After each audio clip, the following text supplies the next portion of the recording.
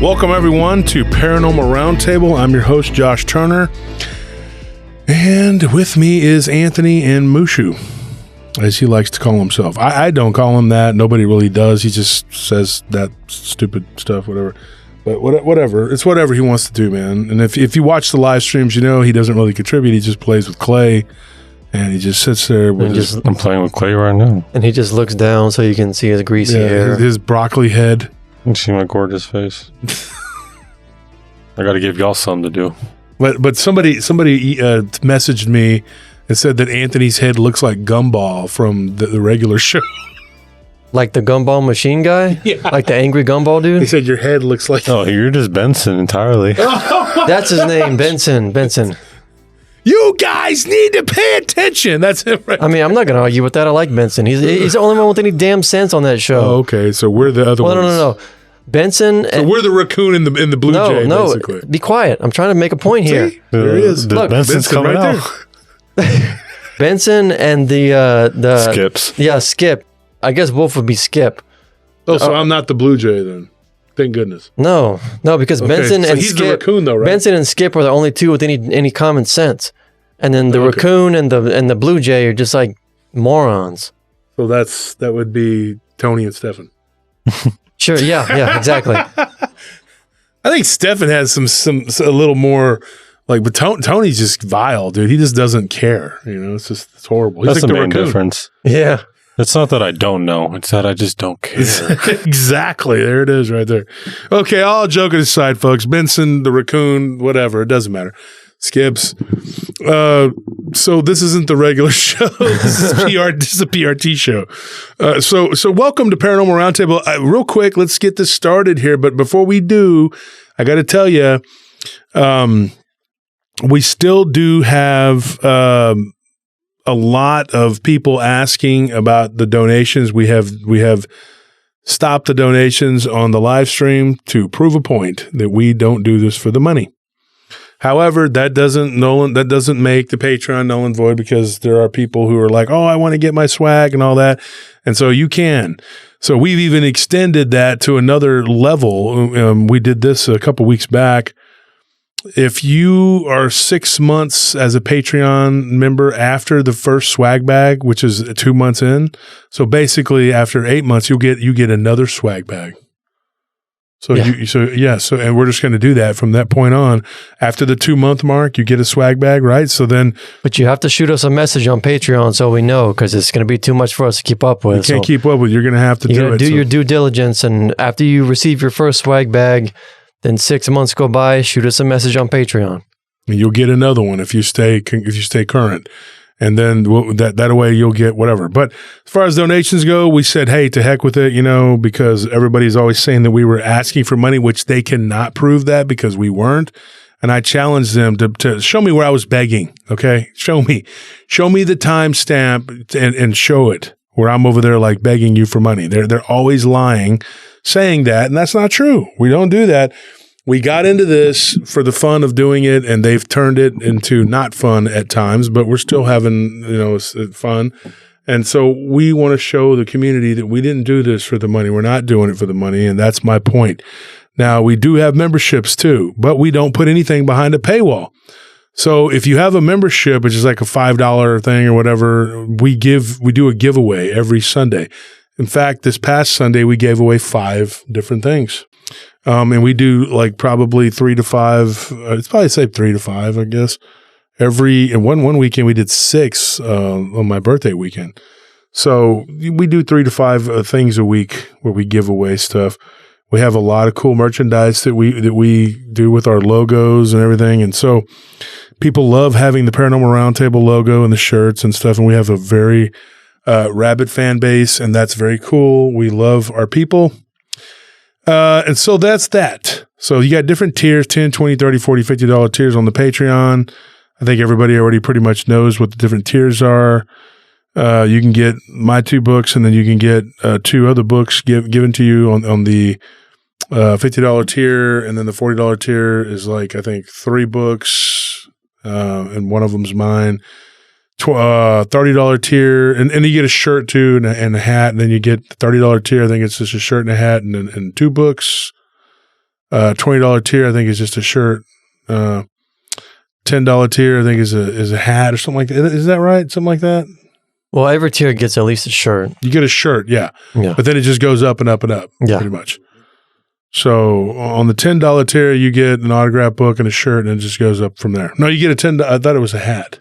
Is it a shirt or a hat? It doesn't matter. Regardless, you can tell us what you want. If you want something, I'm pretty flexible, and the guys are too. We'll say, hey, if you want this, you want that, we'll give it to you.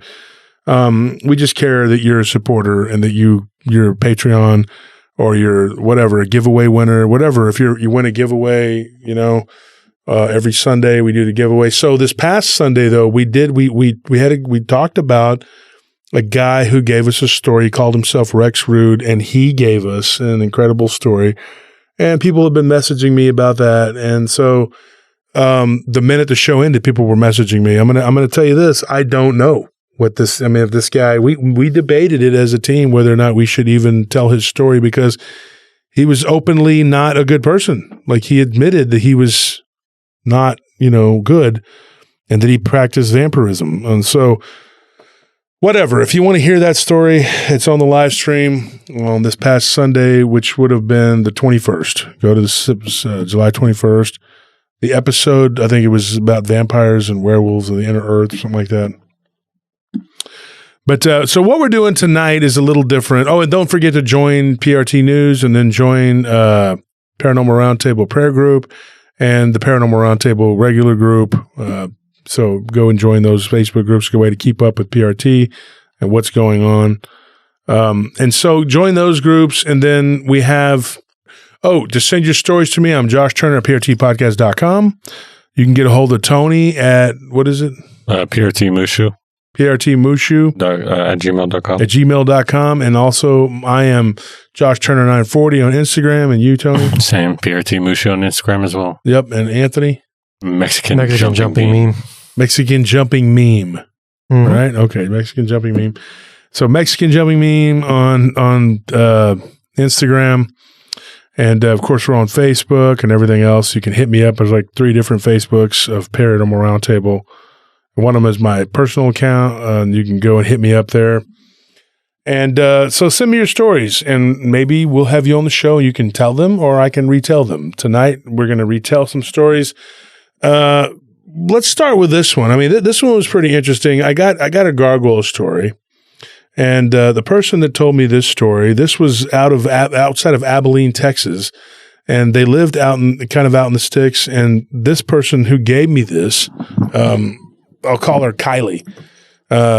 She said when she was a kid, now she's in her 40s now, but when she was a child, she lived in Northwest Texas. Now, I lived not far out of Abilene when I was a kid in a small town. And it can be very desolate out there in the middle of nowhere. And she said that when she was a kid, that she was an only child until she was 7, and then her little brother was born.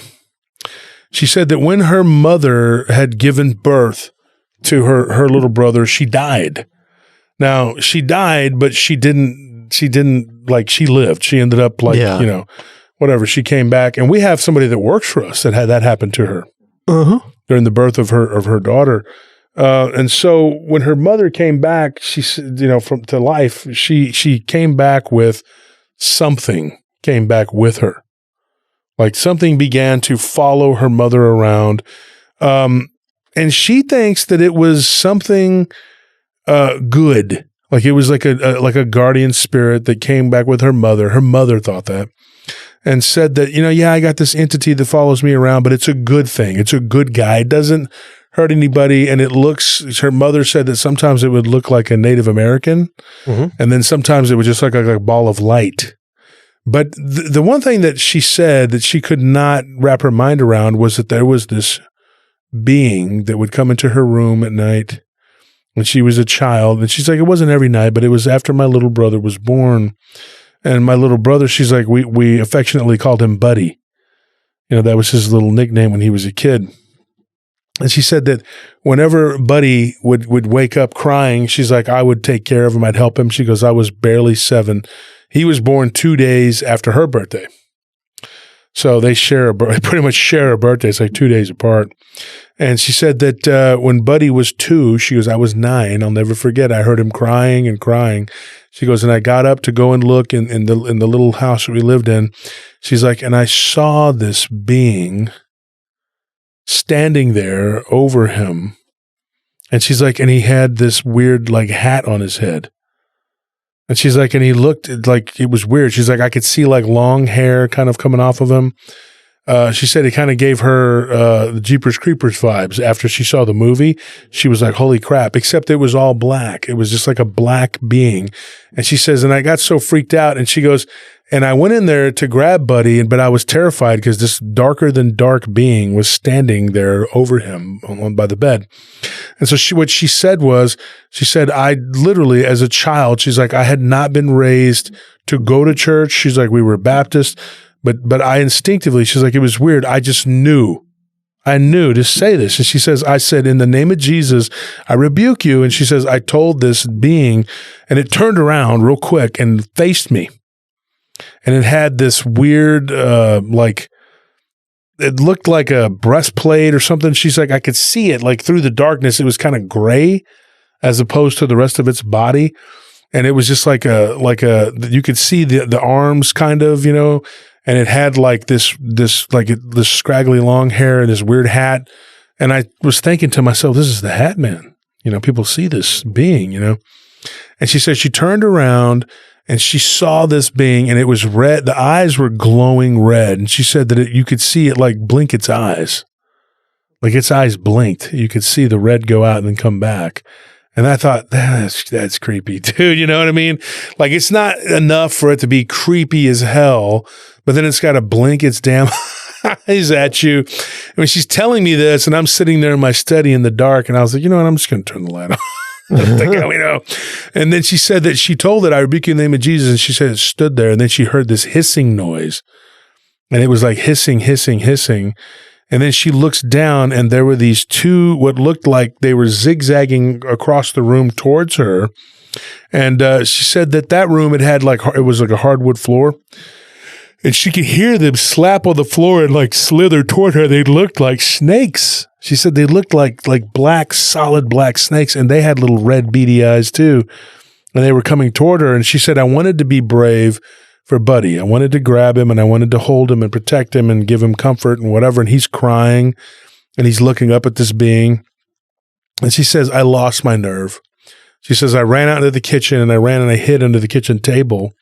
And as these two snakes came out, going like zigzagging, you know, in and out of each other, when they got out into the light of the kitchen, she goes, I'm not joking. She goes, I see this sort of angelic looking being walk from the den into the kitchen and like literally pick the snakes up, and they just dissolved into like what looked like white dust. And then it just kind of sparkled, and that was it. And she said, this being looked over at me.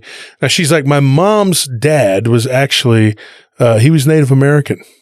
I think she said he was Ho-Chunk, but she said that he looked at her and just kind of smiled, and he looked like an Indian, like a Native American, you know?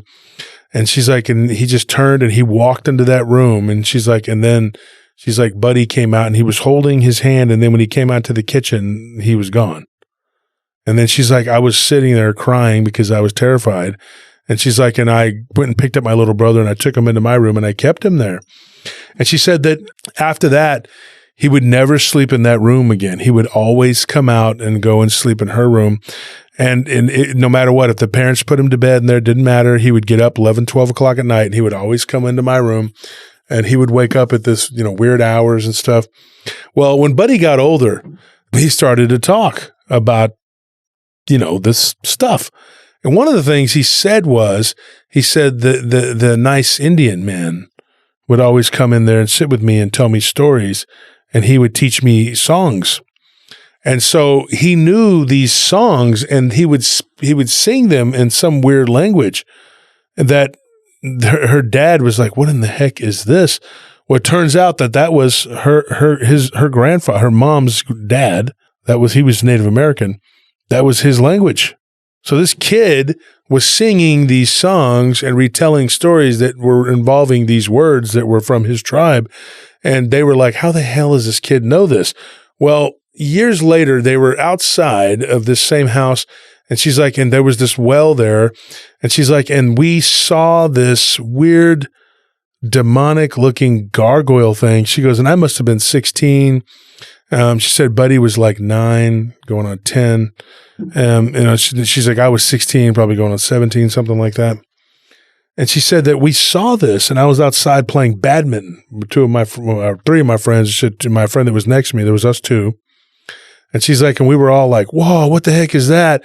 And she said this thing looked like it was sitting on the well and it was vibrating. And while it was vibrating, it like just launched itself toward her little brother who was playing with one of the dogs. And she's like, he was very good with the animals or whatever. I say this in the past tense because he's now passed away. Yeah, he passed away in a car wreck years ago. But so anyways, he was very good with the animals and things like that. And she said that this thing tried to go toward him. And she said this weird like thing happened, like this ball of light came out of the kitchen window and just like smashed into that being. And then there was just this bright flash and then followed by this loud boom. And she goes, and me and my friends were just floored. We were like, what in the heck was that? Well, she said what's even weirder was like a few years later, they were heading to Fort Worth to this convention, her and one of her friends. And she said that friend's name was like Chelsea or something. And she said that she told her, she's like, remember that time we saw that gargoyle looking thing, whatever? And she was like, no, I don't. She goes, you don't remember that? She's like, remember it tried to go toward my little brother? And she said that friend didn't remember it. But her cousin, who was there, his name was Eugene. She said her cousin Eugene, years later, he remembered it. Like he's like, oh yeah, I remember that. And so he started telling the story at a family reunion and they were all talking about it. But that her other friend, and I can't remember her name was Tina or Trina or something like that, she didn't remember it either. But then, like when she brought it up, she goes, yeah, we were at this family reunion. And remember we saw that gargoyle thing and we were talking about it. And she's like, no, I don't remember that. But then when Buddy passed away from the car wreck, at this point she was living in Arlington, Texas. And she said that when he had passed away, he was living in Fort Worth, which just happened like, she's not a few years, but like several years back.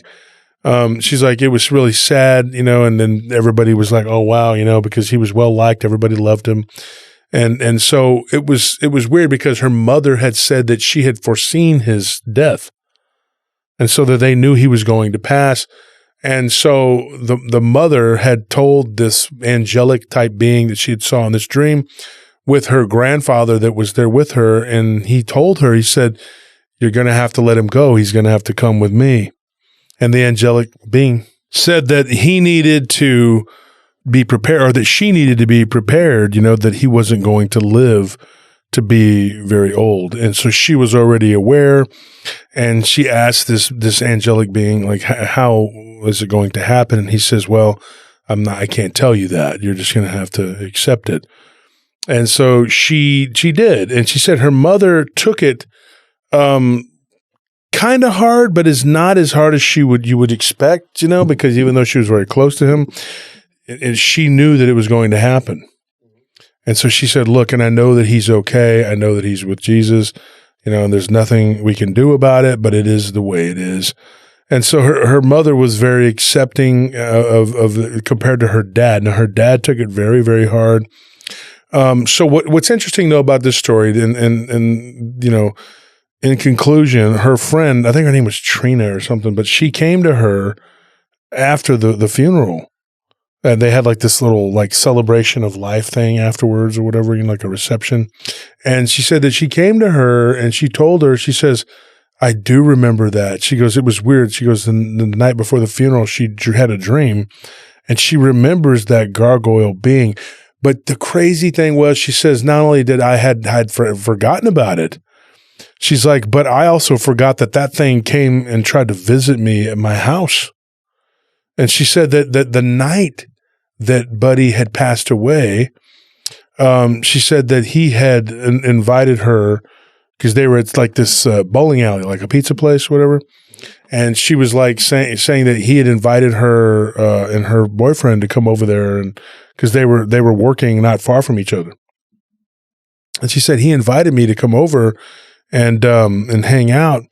And she's like, and I was just really tired. And I said, no. And then she's like, and my car was really bad, needed a brake job, like really bad. And she told her, she said, look, she's like, I can't, for the life of me, understand what happened, because it was like I would have had to get a ride from him, and I would have been in that car with him, and I could have been killed. Because he got hit by a drunk driver. He got like hit, And she said that it was crazy.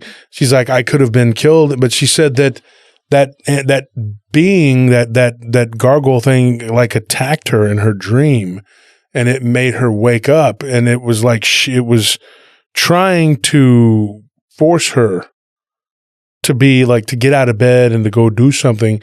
And she said, I almost called and told him, hey, come get me, because I was scared. She's like, and then all of a sudden I got really drowsy, even though I had just drank a cup of coffee. She goes, I drank this really strong coffee that it always wakes me right up, And the coffee, I think she said, it's called Death Wish. Oh, yeah. So she said, yeah, I drank this like really and she goes, and it was very ironic too that it was called that. But she said, I drank this coffee, and she goes, and that stuff just makes you wide awake. And she said that when she did, this being, like, or whatever, she heard this scratching at the window, and she goes and she looks, and she doesn't see anything, but she had this feeling that it was this being. But then she goes, I got really, really sleepy. And she goes, and it was almost like I needed to go to sleep. So I went back into the bed, and I just drifted off to sleep. She's like, and in this dream, she goes, I see this Native American looking guy, and he comes to me and he says, don't get up, and don't leave this house. Stay here. And she's like, it was like he was tucking me into bed. And then she's like, oh my gosh. She's like, that's my mother's dad. That's my grandfather. He was a full-blooded Native American.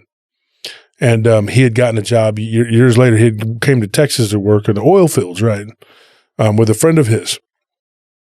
And she said that she described him to a T. So it was like they were telling her not to go. And that demonic gargoyle looking thing, whatever it was trying to wake her up so she would go and be killed. And she said, and it was crazy. She goes, at that time, my heart was not with God.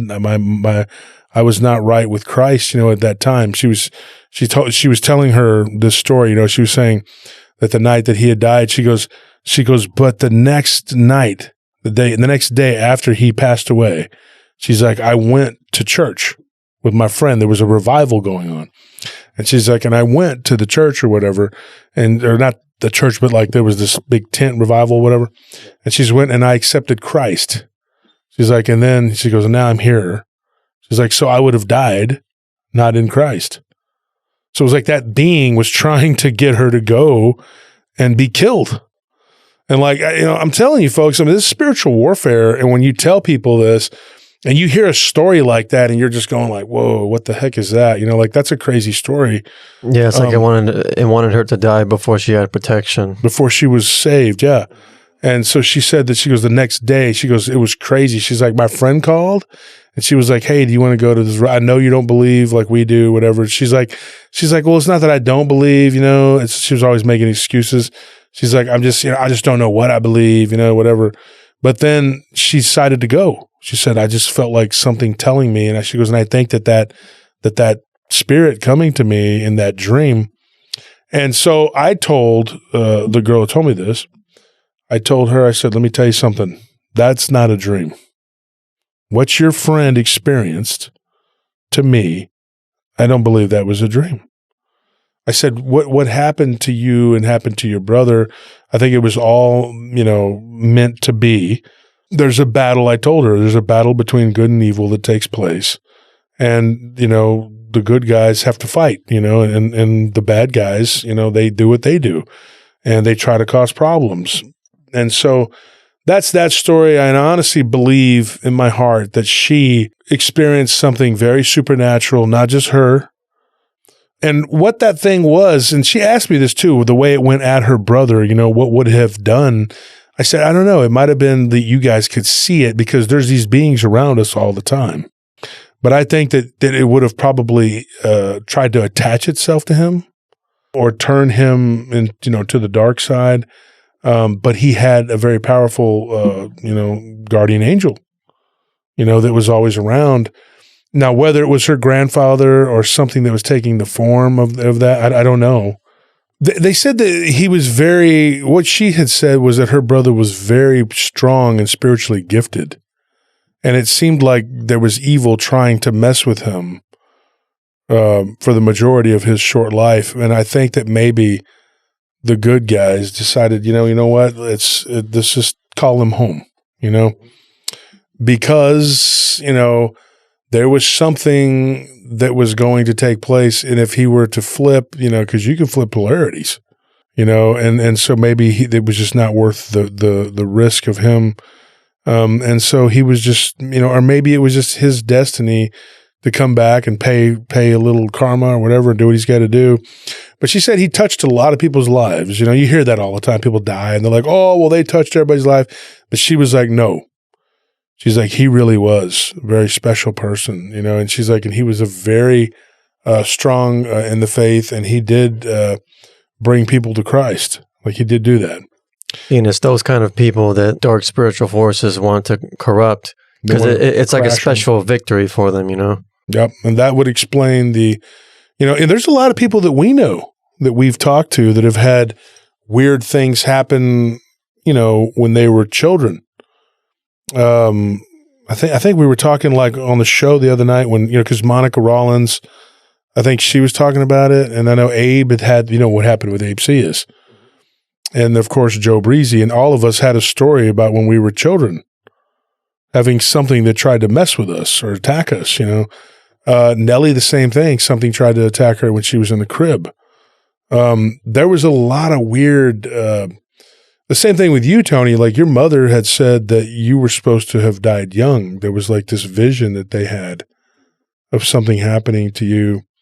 And then Anthony, you had something that was going on, especially in that one house where you were sleepwalking because you never did it again or since, And I told your mother, I said, there's something not right here because this kid, did he sleepwalk before? No. Did he sleepwalk after? No. But there was something dark that would mess with y'all. And I believe that it happened to me too. And then now here we are doing PRT. And I'm not saying that we're holy or, people always try to misinterpret. Oh, you're trying to say you're the chosen one. No, we're not. All we're doing is saying that there are people that we deal with, and then ourselves included, have been harassed by something dark or sinister evil since we were young. And of course, you have the good that steps in and tries to fight for you. And so this story, I just thought it was pretty interesting. I do wonder, like if he would have lived, what would have happened? Like what was his? But because she had said at one point that he had wanted to start a church, but it wasn't meant to be. So moving on from that story there, staying in Texas, I have another story. Now, we've talked before about, there's another story here that we've talked before about Caldwell, Texas. And we've had some weird stories. Now, somebody had said that I had said something. The story comes from a guy named Dylan and Matt Dillon, Gunsmoke. So Dylan tells me a story. He says, when I was a kid, I lived outside of Caldwell, the city of Caldwell. He said that, and now he's a lot older than me. But, he said that he's not a lot older than me.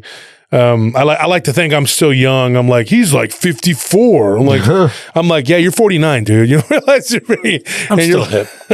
But I'm hip and cool, man. I turned 30 at the age of 11 and I stayed 30. But, so, Dylan told me, he said when he was young, he stayed outside. Well, it was his grandparents actually lived outside of Caldwell. Like I said, Caldwell's very rural. And so what's weird is he was out practice. He was in baseball practice, and he was literally, him and some of his friends were practicing baseball, But I think it was something like they were doing it on their own or something. They weren't really playing. They were just kind of messing around or something out in the. And so he goes, we were out there at one of the baseball fields and we were just kind of messing around, kind of practicing. Some of us it was off season. And so we were hitting the balls and whatever. And he goes, I was like in Little League at the time. And he's like, and I just remember like, a bunch of us kids were out there. He goes, I think there was like 6 or 7 of us. And one of my friends was hitting balls and we were shagging them, picking them up, whatever, fielding, practicing. He's like, and then everybody stops and he goes, everybody looks up and we see this thing in the sky. And he's like, and he goes, there was one of the kids' dads was there. And he was like one of the coaches or whatever. And he walked up and he was like, what are y'all looking at? And he goes, he didn't see it. And they all pointed and they were like, it was gone. So he goes, I don't know if it had anything to do with what I saw the next day. He's like, but the next day, he goes, me and my friend Steven, we were out riding around out in the pasture and they had a tank, like a pond, where they put fish or whatever. And it had one of those feeders on it, whatever. And he said that we went out there to check it to see if the fish needed to be fed or whatever. And he said that those feeders back then, they weren't real efficient, and that something had knocked them over and even taken one of them and thrown it into the water. And so he said that it was a big to-do or whatever with his friend's uncle, who was really angry because he said something was vandalizing their property out there. And it had one of his trucks that he had left out there, it broke out the windows and literally tore like one of the tires off. And he said that it was crazy. Like whatever this thing was had to be massively strong. And he said that he saw giant footprints that were like 15 to 16 inches long. And now that's weird because we've heard people say that before, like 15, 16 inches, whatever. And and so obviously to me, it's some type of squatch.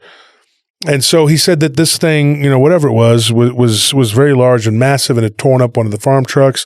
And they had found one of their cows completely torn apart and partially eaten. And so he goes, we were out there. We were told to be very careful. And he said that there was something unnatural going on. He says, I remember my friend's uncle saying that. He's like, and it was really weird that the day before we saw this weird like yellowish ball of light. And he said, well, we're driving around out there on these 4-wheelers. He's like, and my friend says, hey, what is that? Like they're sitting there idling their 4-wheeler, but you could hear over the idling of their ATVs while they were talking, something crashing through the brush. He goes, and then we look to our right and we see this thing like low crawling through the brush. And he goes, and going underneath like tree logs and things. And he said, we look and it was black. And its head was straight back, but it was like on the ground like a spider. He said, and you could see it crawling in a way where it had hands like a man, and you could see that it was crawling on its fingertips and its toes, and it was weird. The legs were kicked back. And then I asked him, I said, what did the legs look like? He said, just like a man's legs, but covered in hair. And I said, furry? And he goes, not really fur, it was more like hair. And he said that the thing was all black. It had black hair, but the face was real pale. And it had these this was weird. He said the eyes were like almost pink looking. And he said that it crawled toward them really fast. And he goes, and they just took off, at full speed. And he goes, and this thing was just running. It spider crawled onto the trail. And then you could just see it. He goes, we'd look back and you would see it just crawling real fast on all fours, like running toward us, but it was crawling like a spider. And so they got to the edge of the pasture and then they turned where the barbed wire fences were.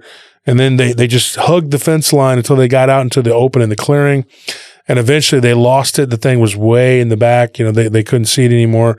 He goes, and then we had to go to the edge of the pasture and then get out, open the gate and then close it. He's like, and we're looking back. He goes, and so luckily we didn't see it come after us. After that, it was gone. He said, but he's like, later on in the summer when he was there, his parents had gone on a vacation to Europe and he didn't want to go.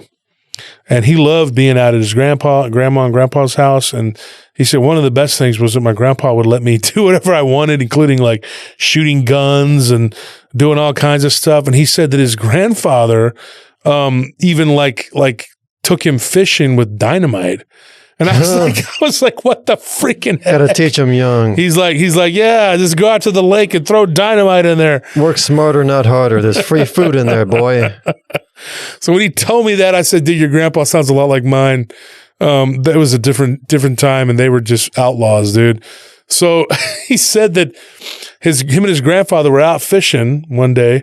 And I said, with dynamite? He goes, no, this was just regular fishing. He goes, but we were out there, we were fishing. And he said that my grandpa tells me, he says, you know, he goes, because he told his grandfather about what he saw. And he says, oh, you saw one of them big old things, them big old hairy creatures, you know, that run around. They look like apes.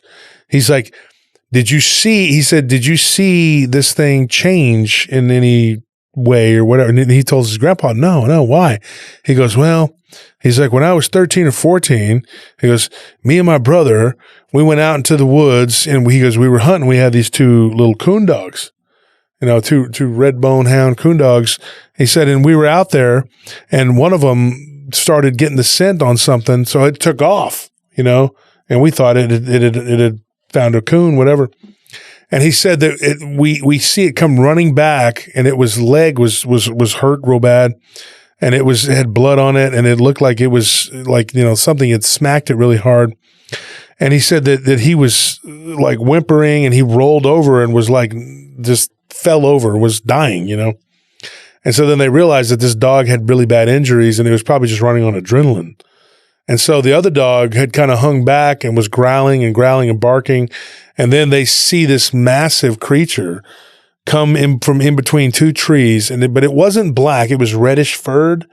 And he described it as fur. Whereas, you know, Dylan described his encounter as this thing not being fur, but it having hair. And he said that this creature looked ape-like, but there was something off about it, you know? And he said that when they stared at it closely, they realized that it had these two weird looking things coming off of the back that he described as like an extra appendage over the shoulder.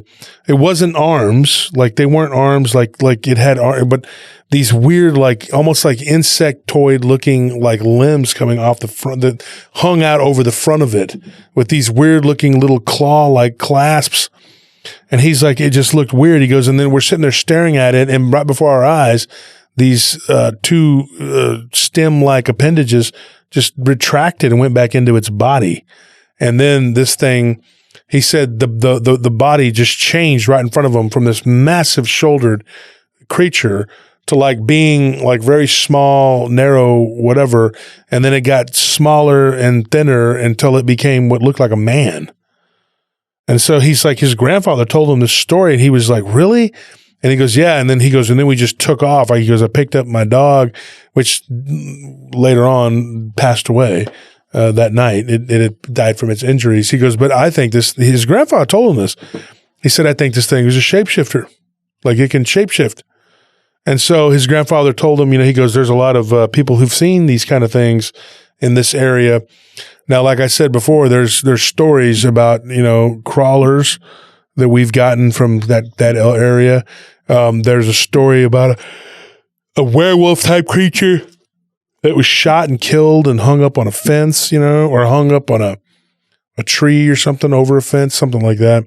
I can't remember all the stories, but just that whole corridor right there where there's been some weird stuff that's happened, that's gone on. Now, he himself didn't live in Caldwell or in that area. He lived outside of Bastrop. And so he told me, he said, I saw this creature the one time right outside of Caldwell. He goes, but I saw it a second time. And I said, was it the same creature? He goes, no, I don't think so, because this thing the hair was a light brown color, and it was the hair was thicker, you know, almost like a different colored version of what my grandfather saw. He goes, but this thing didn't do any kind of weird shape shifting. It just was like a normal Bigfoot looking creature. And he said that, he goes, if that's even possible, you know, and I kind of laughed. I was like, yeah, well, it's not like they're normal. I mean, it's, you know, it's definitely paranormal. Which is out of the realm of normality, you know. But he said that this creature that he saw when he was about 18, 19, he said that he was hanging out and with some friends, and they had a bonfire going, and it was right outside of Lake Bastrop. And he said that we were hanging out, and we just heard this loud, like screeching, howling noise coming from the woods. He's like, and we see this creature like come out of the woods, like just full on carrying like a full grown stag, like it had killed. Oh, wow. And he said that it was dragging it along, and then it just took it and slung it over its shoulder. And he said that it was a light brown fur, and it was just staring at us, and then it just walked off back into the woods. I asked this question to the audience and anybody else who wants to be a part of this. How did he see one when he was a kid? And then, he sees another one when he's an older teenager that looks different than the first one, definitely not the same creature, and in two different areas, but he saw it twice when most of us don't even see it once. Like nobody in this room has seen a Bigfoot. Well, I may have seen something from the side. I don't know. My wife saw one, but like, how do you explain that? So what is that? Like, is it one of these things where you see one and then after that you're able to see them, always see them? Or, I mean, how does that work? If we're to believe that like humans who have that sight are unique and like are chosen by them or like actively hunted by them, then it would make sense that they would have some way to mark you once you're able to see. I think I've talked about it before, like some kind of mental mark where it's whether it being that they like actually spiritually mark you with something so that it just is like a warning label to all paranormal creatures saying like, hey, this dude will recognize you if you're in the area.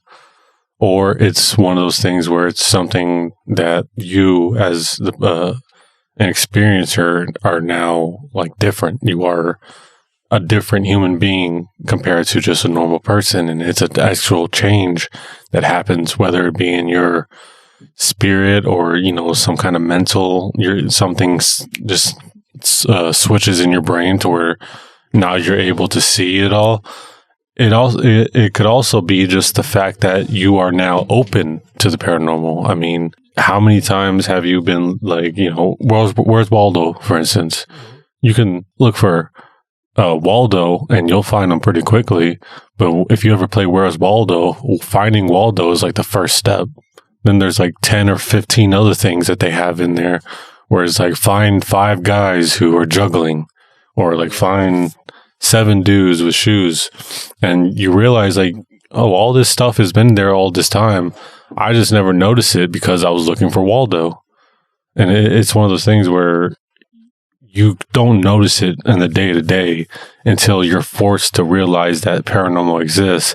And now your day-to-day is going to have that, paranormal exists, and that just changes the chances of you finding something. I mean, it could be something like that. It could just be that when he was younger, he got unlucky, found something. When he got older, same thing just kind of happened because he recognized some of the same things that were going on, the signs. And then because of that, his brain kind of forced him to see what was directly in front of him, which was something that he saw when he was younger. It's like a danger sense kind of thing. I know that we only perceive what our minds are conditioned to believe is true, is like a part of our reality. And that's true in the literal sense, like, because we are living in an agreed upon reality. But some people's minds are more like what they perceive is going to be more limited than other people's. And he saw this weird looking Bigfoot creature at an early age, and so therefore came to accept it at an early age and was kind of like initiated at that early age to accept these things as a part of his reality. And so at least when it comes to this creature, he was never kind of like beaten down by the world to perceive less and less of it, because from the time you're a child to the time you're adult, you become less perceptive of certain things because we're told constantly that such and such isn't real, that it's just fairy tales, that it's not, the monsters aren't real. But I mean, he was confronted with it at that early age, so his perception wasn't kind of like watered down, So I mean, it's just once you accept something as a part of reality, like when you on a very deep level accept it, that's like the first step to perceiving it. Yeah, it's just, well, I was going to say first, it's like, if you go to a fortune teller and they say you're going to drown you're going to die by drowning, you're going to be afraid of water, and like anywhere you're near water, you're going to be ultimately like super scared. It's that same thing that you're saying where, you know, at a young age, he was just made aware of it. I was going to say though, like, I don't know if he's a true experiencer because, you know, it hasn't been coming back to him like we've had with some of these horrendous accounts where they can't get away from it. Yeah. I think those are like it keeps natural, popping up. Yeah. Natural true experiencers where like it's not something where you saw one and now you're just able to see them. So I don't think he's that part of it, but it's definitely where it doesn't escape you. I think that's just obvious. Yeah. Like no matter what part of your life you saw whatever creature or cryptid you saw, unless you're able to trauma or like make yourself forget it, then it's not something that really escapes you. You know, this reminds me of another story, and this one wasn't planned on here tonight, but I'm going to tell it. And there was somebody in Saginaw, Michigan, who, you know, he saw this weird werewolf-looking creature on the side of the road. You know, the Michigan Dogman. I mean, typical Michigan Dogman. And he sees this 7-foot tall. It was kind of thin though. It was a tall, thin looking, weird looking creature. And he sees it driving along. He's driving his truck, and he's not a big rig or anything, just a regular truck. And he sees it on the side of the road. He's like, "Whoa, what the heck is that?" He goes, "I just saw the Michigan Dogman." You know, people talk about it, you know? Yeah. And then years later, he was driving through Mississippi with his wife, and he had gone and joined the military, and they were going back home, you know, and to where they lived. And he goes, "I was in the military at that time." He goes, "And I'm driving along," and it was 17 years later. And he's like, "And I'm driving along," and my wife's like, "Oh, what is that?" And they see this thing like that it just ran across the road with this like kind of like thin legs, but like this big kind of upper body with the big, like the ridge on its back going into its neck was like a hump almost. And he said that it just looked like a really like body wise, it was like this massive looking. The upper body was massive, but the legs looked kind of skinny. He said it looked like a werewolf that skipped leg day, but the arms weren't really massive either. But you know, think about it, dude. Like this guy, he goes by a funny nickname, but they call him Buster, and I thought that's funny because that was my dad's nickname, Buster. But Buster tells me that he saw this in Michigan, you know, and then 17 years later. I got it backwards. He saw the one in Mississippi with his wife, and then 17 years later, when he was back in Michigan, he was driving along, and he saw that thing in Saginaw. I mean, like, that's crazy. So he saw the first one in Mississippi. I'm sorry, I told it backwards. And then 17 years later, he sees the one in Michigan. So how do you explain that? Like, you know, it was two different things. You know, the one in Mississippi it looked definitely different than the one he saw in Michigan. And you get that quite a bit. Like that's not a rare thing. Like we've heard that story, one out of Bandera, you know, and then that same guy saw one near Kerrville. And now we've heard of Kerrville having like weird stuff too. But I mean, you're going like, what is that? Like what, why would you see one and they're years and years apart and they're two different kinds or I mean, I don't know if they're two different kinds, but they're two different things. It sounds like two different specimens, two different things. Mm-hmm. You know what I mean? Like, I don't know what that is. I mean, it definitely sounds like the veil is getting thinner. And I don't believe in coincidences. I know you don't either. But I think it's definitely something where it's not that he's special. It's that the activity is ramping up on the other end. Yeah, but think about it. I saw this thing when I was 15. I never saw it again. I felt its presence. I thought I did, you know. I saw something that I'm pretty sure now that I think it was like a mimic that was mimicking, you know, what I saw. But I haven't seen another Dogman. Now, one time we were out by the farm outside of Taylor, and me and Nellie were driving back from the farm, and we saw something that looked like something stood up and was just there.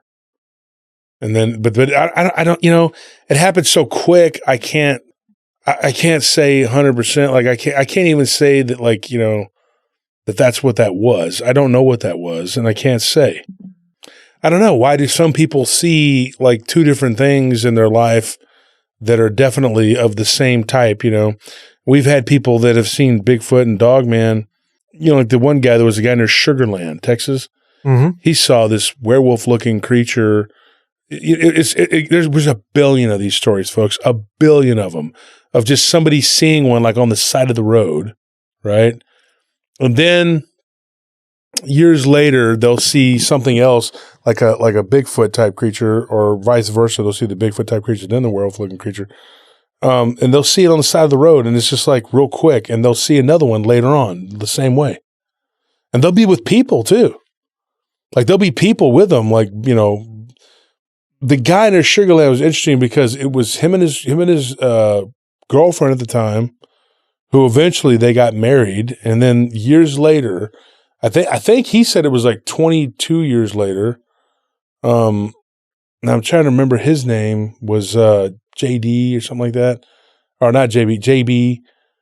But so that was his story. But it was like, okay, what he saw was just like this gray timberwolfish looking creature, you know, that just looked like a wolf that stood up on its hind legs and started walking. And then years later, he was like in Lake Jackson or something like that. And he saw this, I think it was Lake Jackson. He saw this thing with the woman that he was with that night, was now his wife. And they see this werewolf looking creature, but it's a completely different thing. It was like black and it just looked bizarre. I don't know, but I mean, you know, they're 22 years apart, you know. And there was this other story we got. This thing looked like a mandrill. And, you know, now if anybody doesn't know what a mandrill is, it's actually the largest monkey. It's a monkey, not an ape. Somebody tried to argue with me that it was an ape. I said, no, it's not. It's not even a baboon. It looks kind of like a baboon, and it's, to me, more proof that animals can look the same and be completely different from different parts of the world. But yet they'll have the same sort of like shape and everything else, because that's a very, what do you call it? Like that's a successful shape. And so the mandrill that looks like a baboon though, but it's really not a monkey. I mean, it's not an ape, it's a monkey. And people were trying to argue with me, like I said, that it's an ape. But somebody saw one of these things in Louisiana, and then they saw another creature that looked just like a Bigfoot right outside of Houston. So that mandrill looking thing, what's crazy about it was that it was walking completely upright like a man, completely just walking like a man. It looked at them and then just walked off into the woods. And so, you know, when you look at that thing that happened like in Louisiana. I mean, because those things are scary enough already. Oh, I know. They'll tear you to pieces. Big old fangs too. Yeah. And this thing had like a pointy head, and it even had the color markings, you know, that bluish red looking face, whatever. Because if you look up a mandrill, it looks like a baboon. That's another one that I just remember that guy telling that story, and it was just, and then years later he sees this. I don't know how many years later it was, but I just remember, I need to go and look these up. But he was like driving outside of Houston. I think he was going toward Pasadena. And this thing like was on the side of the road in the middle of the night, like 2-3 in the morning, and it just looked like a werewolf looking type creature, but it was just black, you know. And so yeah, that's weird. I mean, like, you know, you got like two different cases of something weird happening, but that guy, if I remember correctly, he had some other weird stuff happen to him, like he saw a ghost one time in the field house when he was playing football. And it turned out that somebody had died in the school where he went to or whatever, like out in West Texas. This person had passed away, like a coach or something. And then like 10 years later, you know, after the person had passed away, he saw that ghost. So the fact that he's seen a ghost, full-bodied apparition of a dead coach, then he saw this mandrill looking thing.